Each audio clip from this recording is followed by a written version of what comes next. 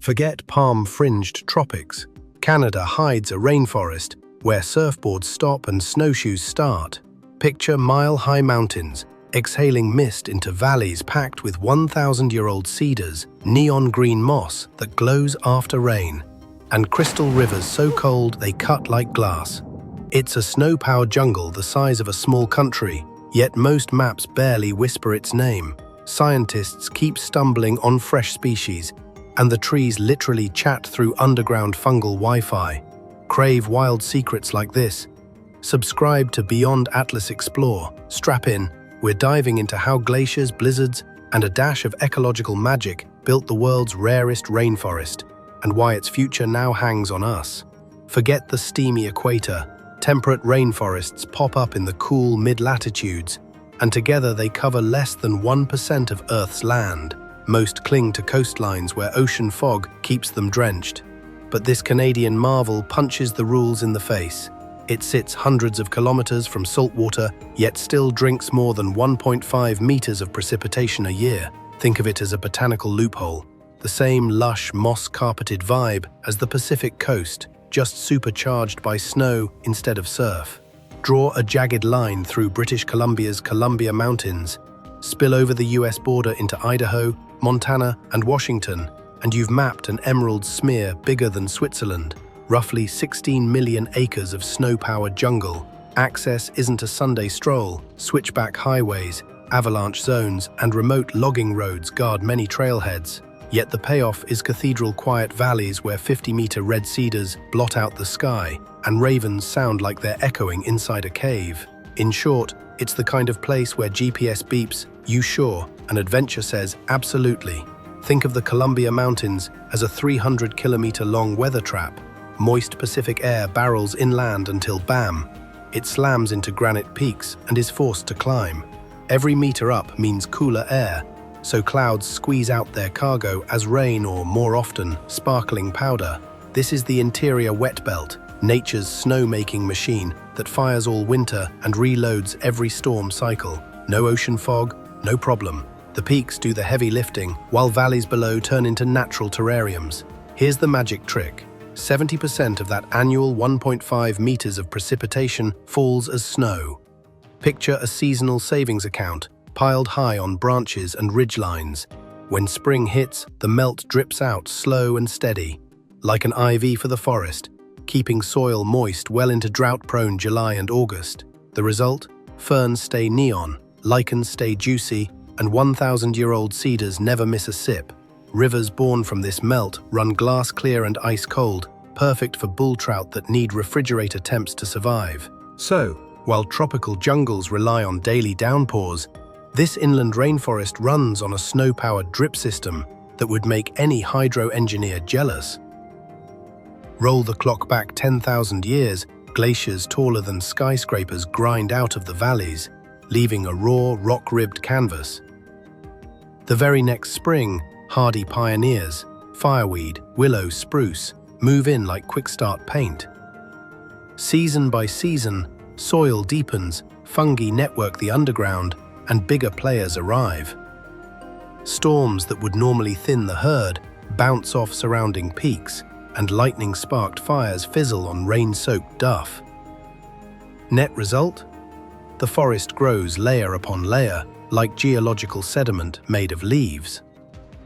While most forests reboot every few centuries, this one just kept going.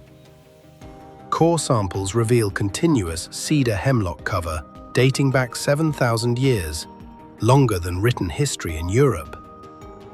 Some western red cedars here sprouted when Vikings were still perfecting boats, now measuring 4 meters thick and 50 meters tall. Move uphill and the cast flips.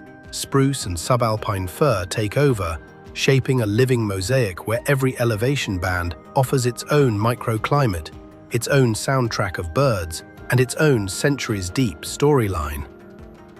Step off the trail and you're ankle-deep in a carpet that feels like memory foam and looks like someone cranked the saturation dial. Electric greens, citrus yellows, even punk rock reds after rain. Those soft beds are built by 400-plus moss species, acting like living sponges. sucking water straight from the mist and drip-feeding it back during dry spells. Clinging higher up the trunks is an even stranger crew, 700 kinds of lichen, each a mashup of fungus, algae, and bacteria.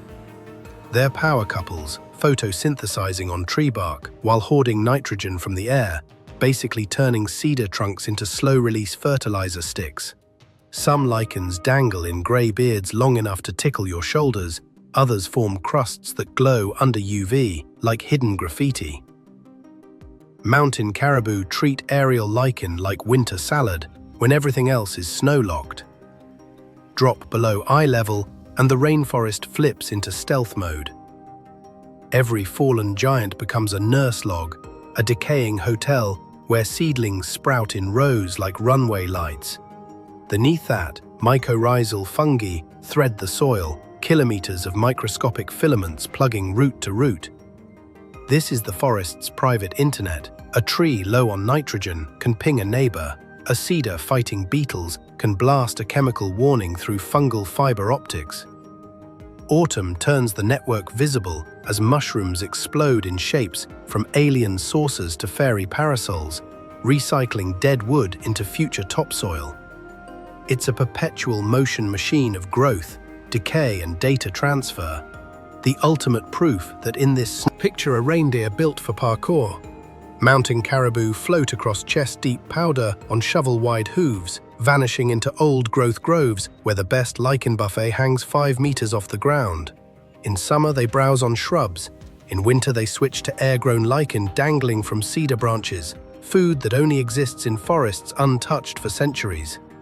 Fewer than 1,200 remain, lose the elders of the forest, and these spectral athletes have nowhere to eat, nowhere to escape wolves, and no reboot key. Where caribou tread, carnivores follow. Wolves slip along river corridors, testing every hoofprint for weakness. Lynx and wolverines haunt the subalpine, built like muscular cats with snowplow paws.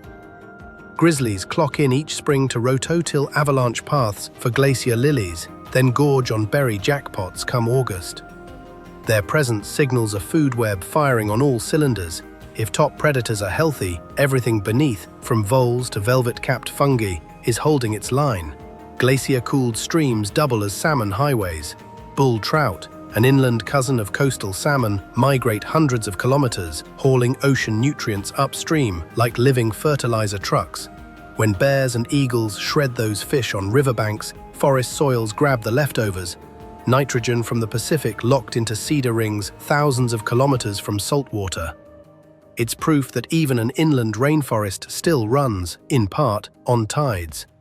Tropical jungles hog the spotlight, but this snow-powered forest quietly stores more carbon per hectare than many Amazon stands. Cool temps slow decay to a crawl. Rainfall and snowmelt keep logs waterlogged, sealing carbon away like clear cuts here aren't tidy rectangles. They're moonscapes visible from space. More than half of the original old growth is already gone, sliced into logging trucks faster than a cedar can drop one cone. It's a double hit.